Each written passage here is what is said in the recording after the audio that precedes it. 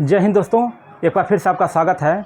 दोस्तों, इस वीडियो में हम क्लास 10th का एक महत्वपूर्ण चैप्टर बहुपद को पढ़ेंगे। इस वीडियो में दोस्तों बहुपद को हम लोग एकदम बेसिक से 0 लेवल से शुरू करेंगे और एडवांस लेवल तक चलेंगे। इसलिए दोस्तों वीडियो को शुरू से अंत तक जरूर देखें।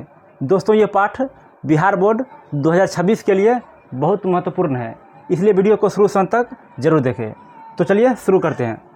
तो सबसे पहले हम लोग दोस्तों इसमें बात करेंगे बहुपद होता क्या है, आखिर हम लोग बहुपद किसे कहते हैं। ठीक है, तो यहाँ देखिए बहुपद लिखा है कि जिस गणितीय अभिव्यक्ति में एक या एक से अधिक चर तथा घात सम्मिलित होते हैं बहुपद कहलाता है।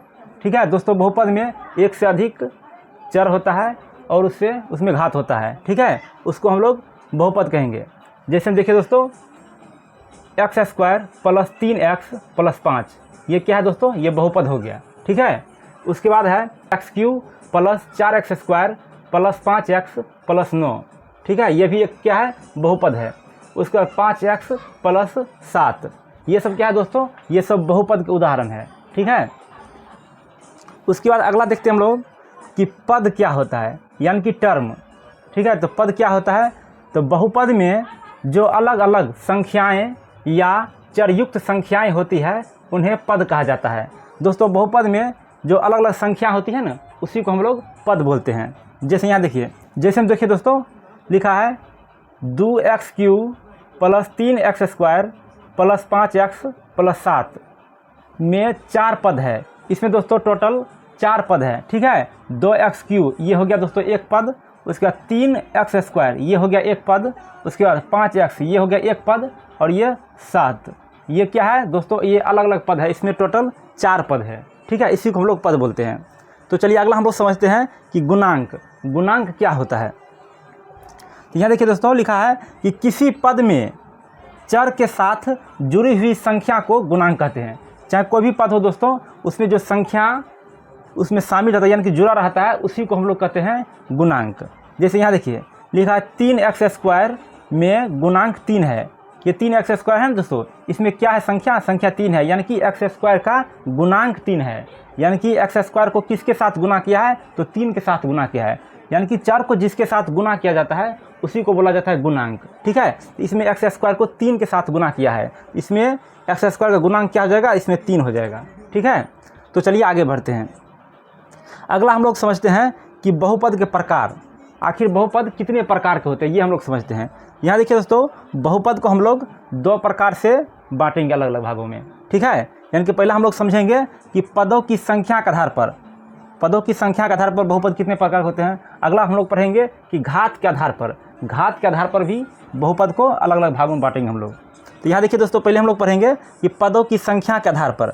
तो पदों की संख्या के आधार पर बहुपद कितने प्रकार के होते हैं, तो एक पदी, द्विपदी और त्रिपदी, यानी कि 3 प्रकार के होते हैं। ठीक है, सबसे पहले इसमें ध्यान से देखिए दोस्तों, यानी कि एक पदी किसको कहेंगे, जिसमें एक पद होता है। ठीक है, यानी कि जिस बहुपद में एक पद होगा उसको हम लोग बोलेंगे एक पदी बहुपद। यहाँ देखिए, जैसे 3x, इसमें दोस्तों एक ही पद है। जैसे 5y, इसमें भी एक ही पद है। जिसमें एक पद होगा उसको हम लोग बोलेंगे एक पदी बहुपद। उसके बाद अगला है द्विपद। देखिए दोस्तों, यहाँ नाम से ही स्पष्ट है, द्विपद यानी कि 2 पद वाला होगा। ठीक है, तो जिसमें 2 पद होते हैं, ठीक है, उसे हम लोग द्विपद कहेंगे। ठीक है, जिसमें 2 पद होते हैं। जैसे यहाँ देखिए x + 4, इसमें कितना पद है, 2 पद है, एक है x एक है 4, इसमें 2 पद है, इसको हम लोग बोलेंगे द्विपद। ठीक है, द्विपद बहुपद है। उसके बाद अगला है 2x + 5, इसमें भी क्या है, इसमें भी 2 पद है। ठीक है, एक है 2x और एक अगला है केवल 5, यानी कि 2x + 5, इसमें भी 2 पद है। उसके बाद अगला है कि त्रिपद अर्थात जिसमें 3 पद होगा, उसे ही हम लोग कहेंगे त्रिपद बहुपद। ठीक है, जिसमें 3 पद होते हैं। इसका एग्जाम्पल दोस्तों हम यहाँ लिख दें, यहाँ जगह कम है। तो त्रिपद किसको कहेंगे, तो जिसमें 3 पद होगा। जैसे यहाँ देखिए x² + 5x + 6, इसमें टोटल कितना पद है दोस्तों, इसमें टोटल 3 पद है। एक है x², दूसरा है 5x और तीसरा है 6, इसमें टोटल 3 पद है, इसलिए हम इसको बोलेंगे त्रिपद बहुपद। ठीक है, तो चलिए अब अगला घात के आधार पर, यानी कि घात के आधार पर हम लोग देखेंगे कि कितना बहुपद होता है, कितने प्रकार का होता है। ठीक है, पहला यहाँ देखिए दोस्तों, घात के आधार पर पहला है कि स्थिर बहुपद। तो स्थिर बहुपद किसको कहेंगे दोस्तों?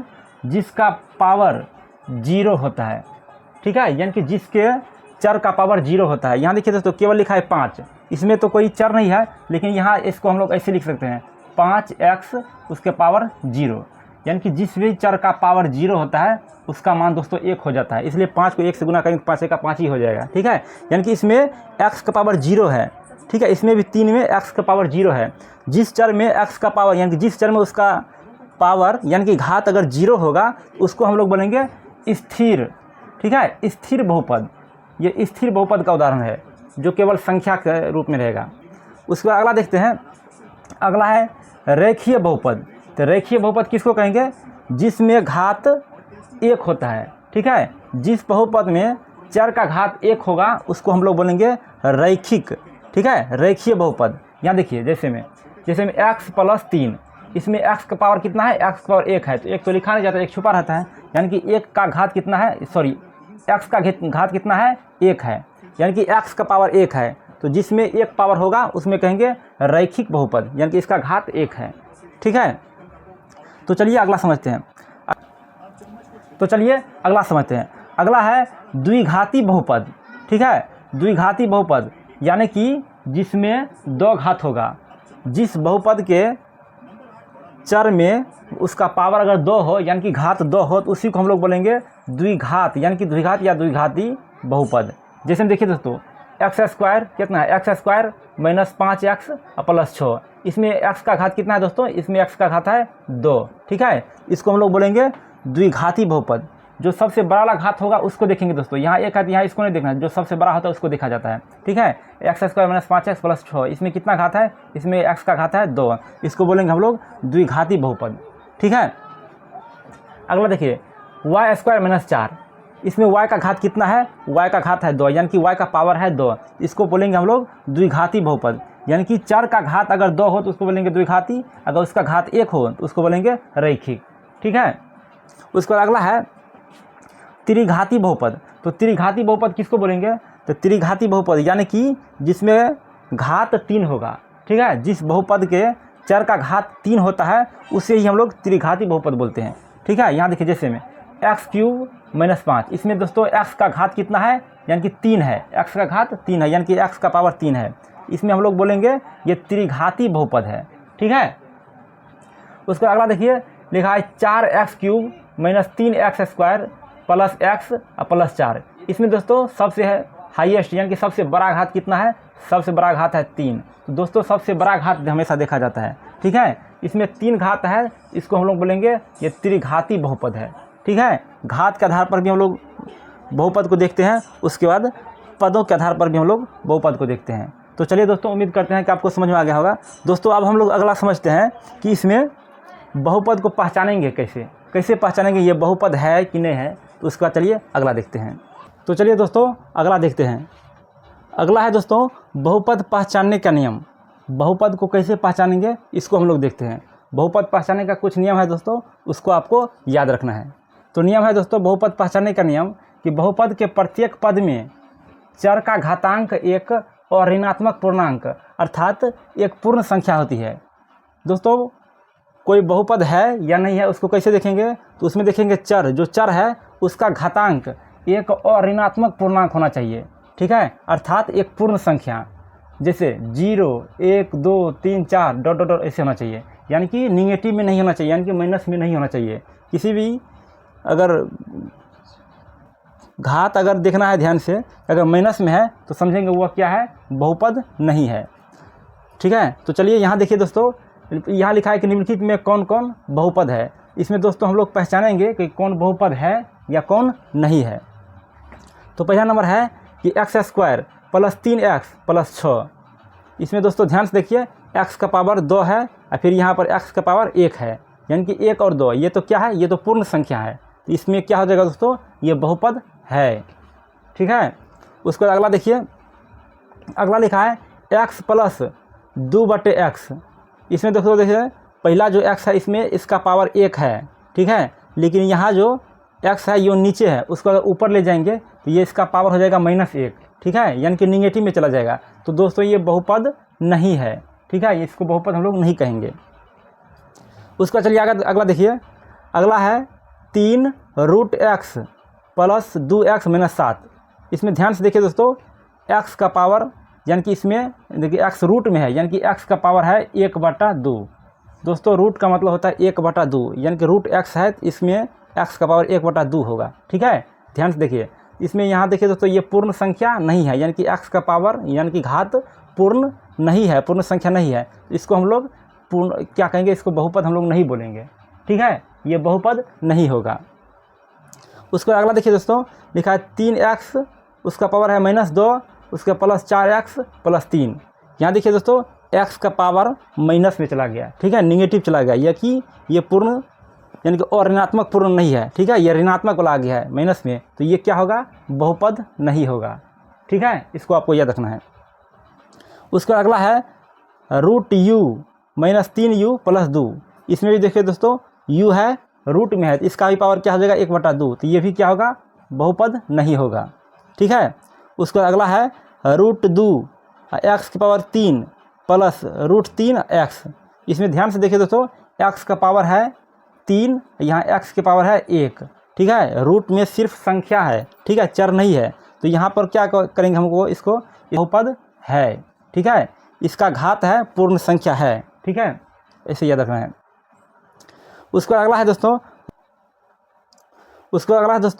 √3t प्लस √2 इसमें यहाँ ध्यान से देखिए दोस्तों, ये t है यानी कि चर, इसका रूट में है, यानी कि इसका घात 1/2 है, यानी कि t का घात है 1/2।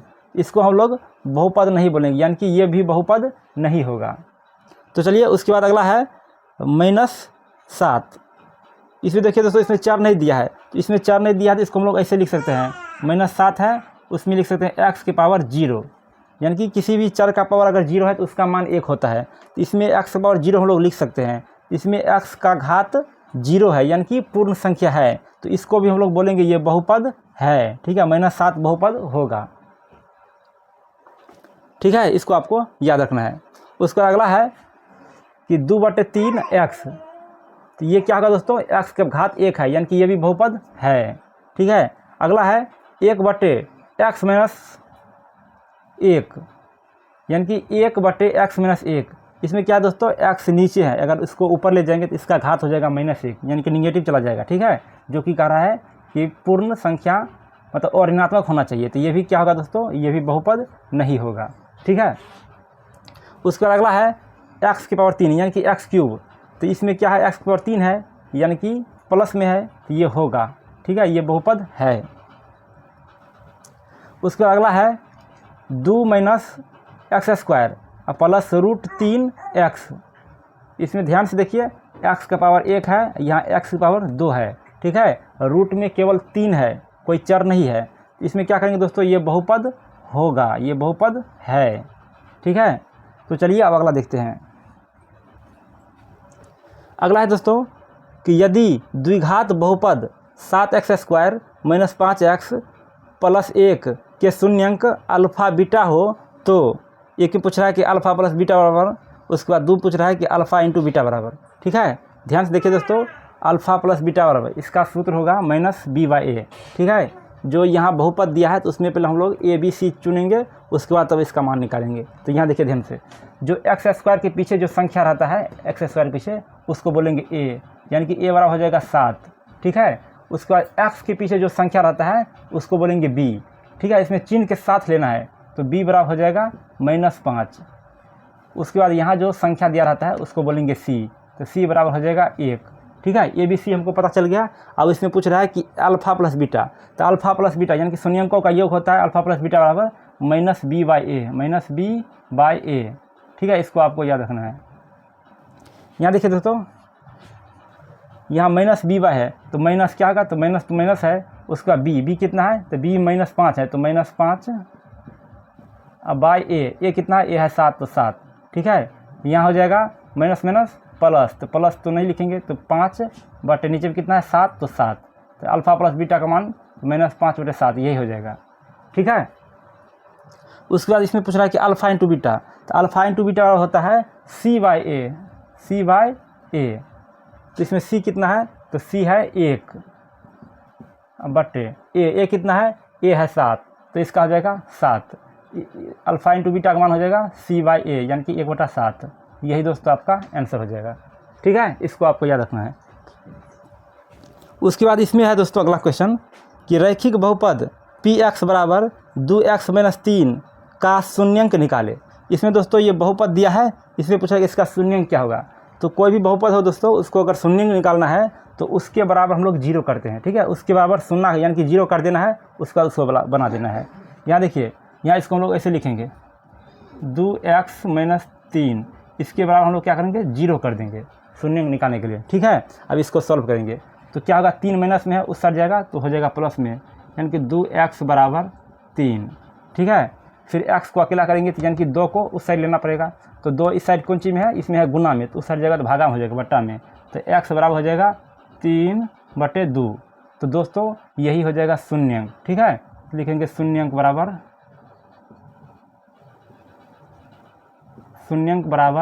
3/2, यही हो जाएगा इसका शून्यंक। तो चलिए दोस्तों, उम्मीद करते हैं कि वीडियो अच्छा लगा होगा। दोस्तों अगर वीडियो अच्छा लगा हो तो प्लीज़ लाइक कर दीजिए और चैनल को सब्सक्राइब कर लीजिए। जय हिंद दोस्तों।